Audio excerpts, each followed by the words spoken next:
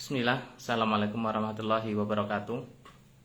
Kita melanjutkan seri berikutnya ya, masih di seri Ruqyah AAT. Sesuai dengan judul yang tertulis di sini bahwasanya tidak semua korban santet adalah korban ya. Maksudnya bagaimana?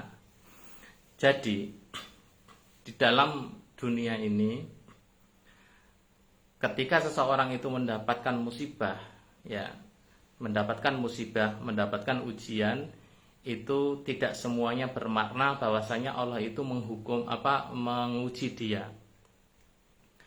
Allah menguji dia kalau dia itu dalam hidup itu beriman kepada Allah, beribadah dengan baik, maka Allah ingin mengangkat derajatnya, ingin membalas cintanya, maka Allah berikan dia ujian di dunia.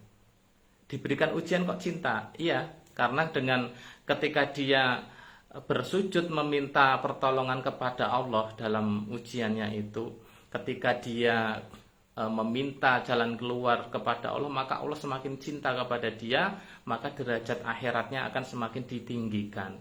Nah, ini orang yang mendapatkan ujian. Tetapi sama-sama sakit, sama-sama musibah, ada yang berbentuk sebagai apa? Peringatan atau azab, ya.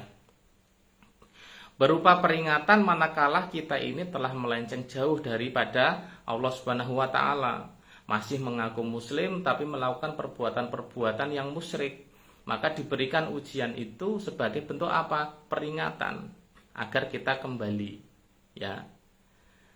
Yang ketiga adalah ketika kita telah mengingkari Allah Subhanahu wa taala, berbuat banyak kerusakan di muka bumi ini, maka Allah akan menurunkan adab bagi kita. Jadi ada tiga, mengangkat derajat sebagai peringatan dan sebagai adab. Maka tidak semua korban santet adalah korban, itu berlaku pada poin 2, yaitu mereka yang menyimpang dari jalan Allah Subhanahu wa taala atau mereka yang telah melawan hukumnya syariat Allah Subhanahu wa taala. Nah, orang-orang yang seperti ini adalah mereka yang mendapatkan musibah. Dalam kasus ruqyah itu, orang yang tersihir atau orang yang tersantet, ya, itu tidak serta-merta mereka itu adalah korban yang mereka itu tidak tahu apa-apa gitu. Sebagian besar mereka mendapatkan ujian ini karena dari kesalahan mereka. Tetapi kita sebagai seorang terapis juga kadang tidak menggali kepada yang seperti itu. Ketika ada orang yang datang dengan kondisi tersihir ya, sihir aktif gitu, atau santet gitu ya. Kemudian dia datang, dia mengeluhkan kondisinya, kita merasa kasihan pada dia, ya Allah kasihan dia. Hartanya sudah habis untuk kesana kemari dan tidak kunjung sembuh gitu. Jarang kita mengambil pelajaran masa lalunya, apakah ini karena kesalahannya dia di masa lalu atau karena ini ujian. Nah, maka jika yang datang ternyata tipe seperti ini, Allah menjadikannya dia sakit, Allah memberikan ujian dia dengan gangguan jin, itu merupakan efek dari kesalahan dia sendiri. Kenapa? Karena dia juga menyakiti orang lain dan kemudian dia dibalas oleh pelaku. Ya. Nah, di sini kita tidak membenarkan adanya hukum balas membalas ini, kita tidak membenarkan ya, bahwasanya menjadi benar berarti kita melakukan tindak kejahatan, melakukan tindak kemusyrikan, kita mengirim sihir kepada orang yang pernah menyakiti kita, menjadi benar? Enggak. Itu urusan dia kepada Allah, ada hukum tersendiri. Yang kita bahas adalah pada diri kita ya. Kita mendapatkan masalah seperti ini karena efek dosa kita sendiri di masa lalu. Ya. Ada seseorang yang mohon maaf ya, dia berbuat dosa, selingkuh ya, selingkuh. Maka dia sudah punya istri, selingkuh dengan istri orang. Seperti itu. Nah, kemudian pihak dari suami sana ya, istri yang wanita selingkuhannya tidak terima. Lalu dia melakukan tindak kejahatan sihir, kemudian laki-laki ini sihir sampai akhirnya dia mendapatkan sihir, mohon maaf ya, mungkin kemaluannya rusak tidak bisa digunakan seperti itu. Nah, dia berobat kemana, ya akan sulit sembuh selama tidak dikorek masalahnya dulu, ya akan sulit sembuh karena memang itu sudah penyakitnya itu disebabkan dari gangguan jin, dan gangguan jin itu datang karena ada celah dosa pada dirinya, maka semakin lengket, ya semakin sulit untuk dilepaskan ini, semakin sulit, ya. Kalau kasus yang terapi doa itu adalah bagaimana ini tentang manusia, ini gangguan jin, ya. Begitu gangguan jin ini dilepas karena yang seseorang ini membersihkan dirinya dari sampah-sampah, ini sudah bersih, ini gangguan jin lepas. Tetapi kasus yang ini adalah ini orangnya ini penuh dengan kotoran. Jin datang mengganggu dia, maka ini sulit lepas, ini akan lengket sekali, sulit dilepas, ya. Jadi bagaimana yang seperti ini? Maka cara yang pertama adalah dia harus bertobat dan berhenti dulu dari dosanya. Hentikan semuanya sekaligus segera, tidak ada toleransi. Kalau itu dosa karena dia berada di pekerjaan yang haram, maka berhenti, tinggalkan pekerjaannya sementara itu. Ya, sambil nanti minta ganti kepada Allah. Loh gimana, Bib? Nanti langsung berhenti, nggak bisa makan. Ya kalau kita mau yakin sama Allah, ya inilah sulitnya untuk hati yang dia sudah lama menyimpang daripada aturannya Allah. Ketika diberikan kondisi seperti ini, suruh pasrah kepada Allah, dia sulit menerima. Otaknya nggak mau sinkron, ya, karena hatinya sudah lama, kalbunya sudah lama tidak berdialog kepada Allah. Maka begitu Allah minta kamu datang kepadaku, tinggalkan semuanya, dia akan merasa sangat berat, ya. Maka poin yang pertama untuk yang seperti ini adalah taubatan nasuha. Kalau perlu taubat itu dijadikan sebuah motivasi kuat, ya. Barangkali perlu disaksikan, ya kita saksikan. Ada saksi yang di situ, persaksian bahwasanya dia sudah bertaubat, ya.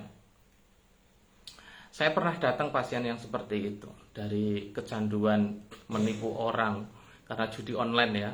Kecanduan menipu orang tuanya, bahkan orang tuanya sudah sangat kebingungan, sudah pasrah ini anaknya mau dibawa kemana. Padahal si anak ini dia sudah menikah dan sudah punya anak, ya. Artinya sudah menjadi bapak, ya. Tapi anehnya dia menjadi beban orang tuanya karena tidak bisa bekerja, tidak ada pendapatan kerja, habis semuanya.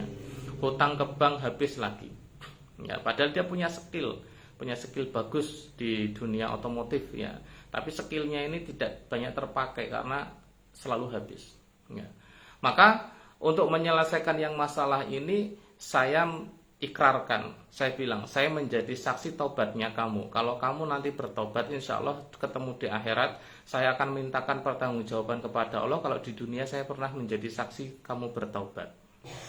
Bertobat, ya, minta maaf kepada orang tuanya. Mulai hari ini tidak akan kembali lagi ke masa lalu, mau merintis usaha dari awal, ya, tanpa berkecimpung dengan yang seperti itu. Mulailah dia merintis usaha dari awal, ya. Singkat cerita, dia buka bengkel, ya. Tetapi ternyata sekali lagi itu, ya, ketika tidak sungguh-sungguh dalam mengobati dirinya, padahal dia itu ada gangguan jin, ya. Kembali lagi dilakukan dosanya, kembali lagi melakukan pengkhianatan, ya. Pengkhianatan terhadap siapa? Terhadap saya, terhadap bapaknya, dan terhadap orang yang menyaksikan ikrar itu bahwasanya dia bertobat. Maka seperti itu, setelah dia melakukan pengkhianatan, saya tidak bisa bersaksi lagi di akhirat karena dia sendiri yang telah mengkhianati janji taubatnya. Nah, ini sulit. Yang seperti ini, yang tidak berani mengikrarkan taubat, itu mau dibawa kemana saja akan sulit sembuh gangguan jinnya itu, ya. Dan ini terkadang tidak terkuak oleh para terapis, ya. Para terapis hanya mengetahui bahwasanya seseorang ini menderita, dia menjadi korban. Tidak selalunya korban itu adalah korban, ya. Korban ini harus dibersihkan dulu dirinya dari kesalahannya dia, Apakah dia harus minta maaf kepada orang yang pernah disakitinya? Apakah dia disantet itu gara-gara dia semena-mena ketika menjadi pejabat? Apakah dia diguna-guna itu karena dia pada saat itu menyakiti seseorang, kemudian ada seorang yang balas dendam dengan cara mengguna-guna dia dengan pelet dan sebagainya supaya habis seluruh harta-hartanya. Nah, tidak semuanya adalah korban, ya. Terkadang dia menjadi korban karena ulahnya sendiri di masa lalu. Maka yang seperti ini, ya, tidak hanya melantunkan terapi doa, terapi duniawi berupa terapis, minum obat, ya, dan seluruh macam-macam terapi yang ada di dunia ini, dia mau yang pilih mana terserah gitu ya.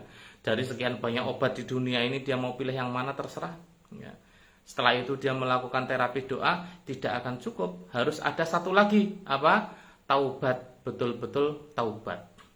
Kalau perlu, ada yang menyaksikan untuk membantu dia komitmen dalam taubat itu. Karena kalau tidak, dia akan kendor, ya, dia akan kembali lagi ketika berada di lingkungan, ya, berada di lingkungan yang mana, lingkungan yang salah, dia akan bisa memulai lagi. Kasus lainnya, saya mendapatkan seorang kasus perselingkuhan. Seorang laki-laki, dia berselingkuh dengan janda, ya, dia sudah punya anak. Kemudian dari hasil perselingkuhan itu, keduanya ternyata saling cinta. Apa daya, mau dihalalkan, ternyata banyak trouble, banyak kendala masalah keluarga. Pada saat itu sudah niat sekali untuk poligami, ya, dengan si selingkuhannya tadi.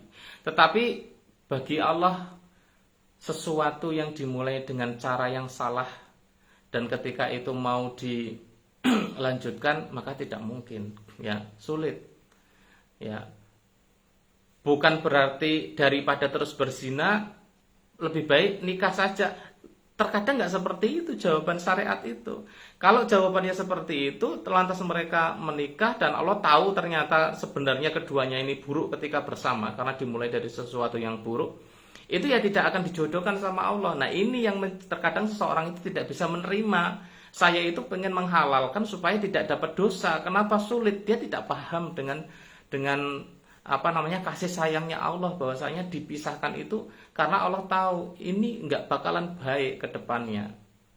Karena sudah dimulai dengan cara yang tidak baik, cara yang mendurhakai Allah, maka kemudian ke depannya tidak akan baik. Maka terkadang mereka harus berpisah.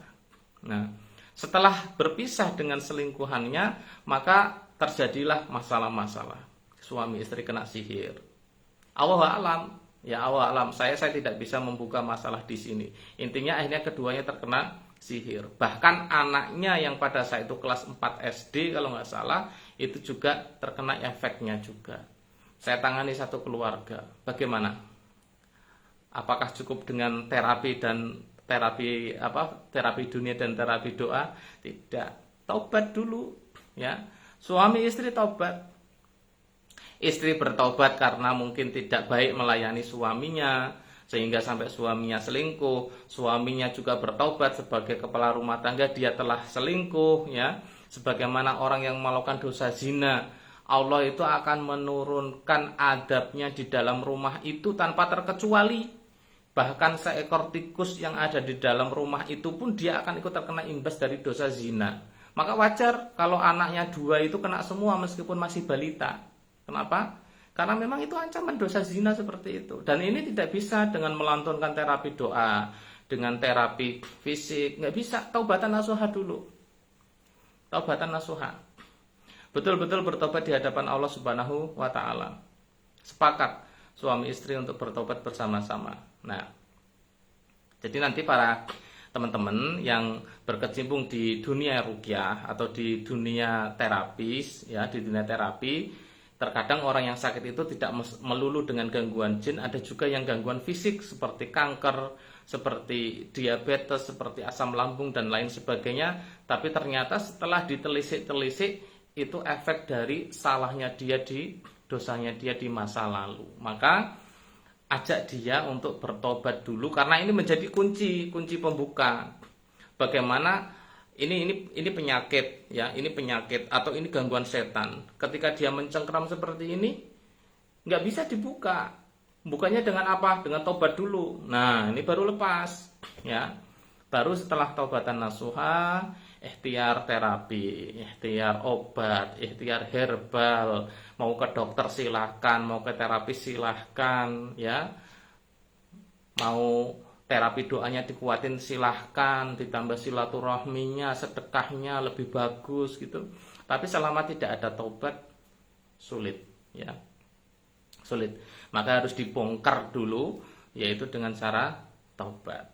Nah, teman-teman sekalian, jika materi saya bermanfaat, silahkan di-share ya, semata-mata untuk menyelamatkan para teman-teman kita lain yang terpuruk dari masalah seperti ini. Barangkali lewat tangan teman-teman mereka ada yang dapat hidayah dari penjelasan saya, dan Allah mendatangkan pertolongan pada saat itu. Maka sekalipun omongan saya ini seperti ini, ya Allah Maha berkehendak memberikan hidayah dari wasilah omongan saya dan jari teman-teman, maka banyaklah manusia yang akan mendapatkan hidayah.